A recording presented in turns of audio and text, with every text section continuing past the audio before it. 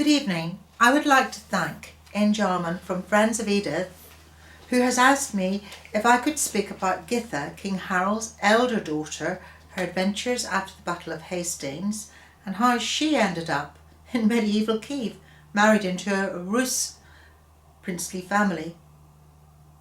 Gytha's story represents an historical connection between England and Kyiv, as well as a common medieval history owned by Russia and Ukraine. Of course, Ukraine didn't exist as a country then, and neither did Russia. These were the lands of the Rus, who had a shared Viking and Slav heritage. So can you imagine what young Gytha's adventures must have been like? No telegraph, no rail maps as we know them, and certainly no sat-nav. Journeys by sea and along great rivers such as the Dnieper and the Volga, and on roads that were mere tracks through forests. Gytha was, we believe, dwelling with her grandmother, Countess Gytha, and other noble Saxon women in the Saxon palace of Exeter following the Norman conquest. The Countess appears to have been involved in resistance to Norman taxation in the southwest. King William, determined to stamp out all resistance, rode south with a great army and besieged Exeter for 3 weeks during the harsh winter of 1068. Exeter capitulated, and King William allowed Countess Gytha and the Saxon noble ladies to depart into exile, apparently with a great treasure. The citizens of Exeter were not penalised because King William required complete submission and the payment of his tax. The Anglo-Saxon Chronicle records what happened to Countess Gytha and the other women. The Countess, of course, was Gytha's grandmother. And here, Gytha, mother of Harold, travelled away to the island of Flatholm, and the wives of many good men with her, and lived for a certain time, and so went across the sea to Saint-Omer. This is from the Anglo-Saxon Chronicles. Countess Gytha and her youngest daughter, Gunhild, and her granddaughter, Princess Gytha, sailed across the seas to Saint-Omer in Flanders with the noble women and the huge treasure that she had assembled. Flanders for the Countess and the noble ladies may indeed have been their final destination.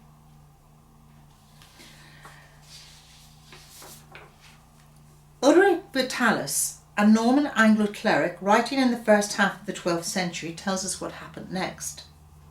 He said that from Ireland, Harold's sons went to Flanders to join Countess Gytha in fruitless exile, but they were to play no part in future risings which involved the Danes in England. So what really happened next? Was Flanders the final exile for Gytha? No, according to the northern sources, 2 sons and a daughter of Harold, Princess Gytha, took refuge in Denmark with their cousin Sven Ethelstan, King of Denmark. Nothing much is heard of the brothers, but in 1075, Gytha was given in marriage by Sweyn to Vladimir Monomakh, a prince of the Rus. She had lived at the court of King Sweyn for 5 years and would now have been aged around 20. Gytha probably did have a generous dowry to take with her, perhaps some of her grandmother's treasure. After all, her grandmother was Danish, and she was King Sweyn's aunt. Sweyn was a canny medieval Christianised Viking who looked very fierce and walked with a limp. He did not miss a trick. And so, across the Baltic, sailed Gytha to her wedding in Novgorod in northwest Russia. At the time, Rus territories comprised much of which is western Russia and Ukraine. To the east lived powerful, wealthy nomad steppe tribes ruled by Khans, and they were a persistent threat. So why did Gytha marry into the Rus royal family known as the Rurikid dynasty? Well, there had been long-standing connections between Scandinavian lands and Rus lands through a common Viking heritage and through marriages. Gytha's was not the first of these marriages. The Rurik dynasty, rulers of the Rus lands, were of Viking origin. Connections with Scandinavia were there already. The Rus controlled trade from the Baltic to the Black Sea. Presumably Sweyn did very well out of the marriage with trading concessions. And the Rus were outrageously wealthy from trade with various ruling vast principalities and trade with the Black Sea territories. They owned lands which comprised Novgorod, Chernihiv, Peroslavl, Kyiv and Rostock.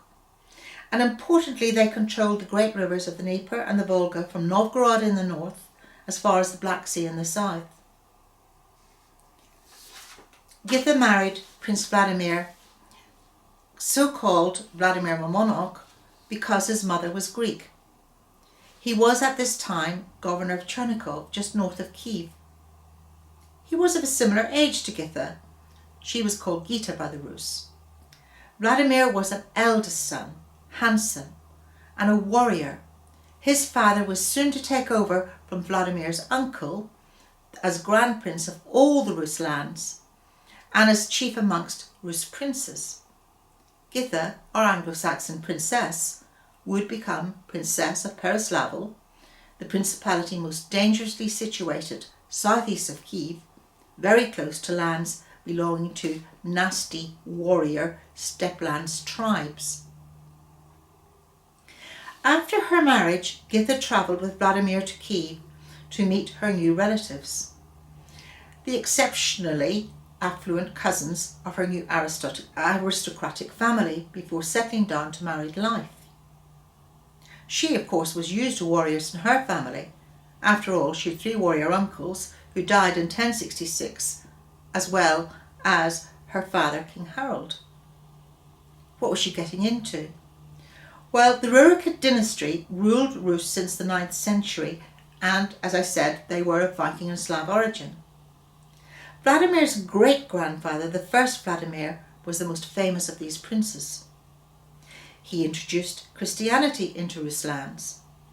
A story in the Russian Chronicle goes that in search for a religion to unify his people, Vladimir I investigated, first of all, the Muslim religion, but disregarded it because the Muslim people did not drink alcoholic beverages. The Jewish religion did not appeal because Vladimir could not understand why their God had allowed them to be deprived of their lands. He settled on the Orthodox Christianity rather than Catholicism because he preferred Orthodox rituals and was impressed by the magnificence of the Church of Santa Sophia in Constantinople. There are frescoes in St. Sophia, Kyiv, showing the Rurikid princes and others belonging to the 11th century ruling family. Most of them, especially women, remain unnamed, so it is hard to identify who is who and if one is possibly Gytha herself. Kyiv in the 11th century was built with palaces and fortifications intertwined with natural ravines on the west bank of the Dnieper River. By 1050, Kyiv had 40 churches, 8 marketplaces. It was thriving. The vision perceived by townsmen, visitors entering the city and even invading nomads if they looked upwards from the banks of the Dnieper River, must have been awe-inspiring. You enter medieval Kyiv through the splendour of the Golden Gate, which was built back in 1035 by Gytha's husband's grandfather, Prince Yaroslav. This same grandfather built the 2 stately cathedrals dedicated to Santa Sophia, modelled on Santa Sophia in present-day Istanbul, which was then Constantinople. One was in Novgorod and the other in Kyiv. From the Golden Gate, Gytha would have entered a large square with palaces and the beautiful Cathedral of Santa Sophia. It must have been a breathtaking sight for this newlywed young woman who still had to master a new language and its Cyrillic script. She adopted the Orthodox faith, managed her household and visited nunneries. The era was known as Kyiv's Golden Age. Princes provided protection, Orthodox priests spiritual guidance. St. Sophia was large and richly decorated with mosaics and frescoes, marble pillars. The church possessed 2 additional apses to the standard 3, 2 tower staircases, and a crown of 13 cupolas which rise higher and higher to a peak that seemingly stretches heavenwards. The cathedral came to symbolise orthodoxy for the Kyivian Rus, and by the time Gytha had come to Kyiv, the city was already the jewel in the Orthodox crown in the Orthodox world, rivalling Constantinople itself. To some extent, her life was very sheltered, because women lived in what was known as a harem. Rus princes were monogamous, so this was not to be confused with a harem. Rather, the harem would have comprised the luxurious women and children's apartments separate from male areas. And apart from special occasions, they would have dined separately. Since her husband was governor of Chernihiv at the time of their marriage, Gytha was the most important woman in the harem of Chernihiv, and of course she commanded all domestic arrangements. However, they were terrifying times too. Tribes from the steppe lands attacked Rus cities. During her lifetime, she saw deadly power struggles, a little bit like our own Wars of the Roses, emerge between her husband, his father, and their cousins. Battles between cousins and conflicts were not resolved until 1097. Gytha and Vladimir, during this time, had 3 sons and a daughter. In her lifetime, the Russian primary chronicle was written within Kyivian monasteries.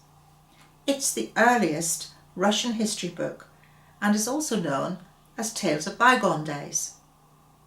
It is important because it shows how diverse regions have a common culture and a standardised shared history. No matter how widely branches of the Kyivian Rus spread apart, they did grow from common roots.